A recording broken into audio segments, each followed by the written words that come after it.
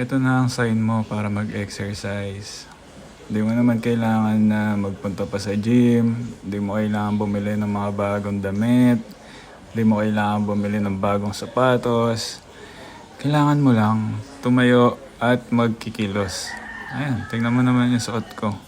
T-shirt, short, tapos wala naman sapatos, walang medyas, walang kahit na ano. Basta, ang importante, kumilos ka. Mag-search ka ng calisthenics workout. Ang ibig sabihin nun ay body weight exercise lang. Ayan o, tulad yan. Galaw-galaw mo lang yung mga braso mo, paa mo, ulo mo, stretch mo. Kilos ka lang. Mag-shadow boxing ka. Mag-push up ka. Mag-squat ka. Ayan, mag-abs ka. Diba? Wala namang gastos yan eh. It's a sign na workout.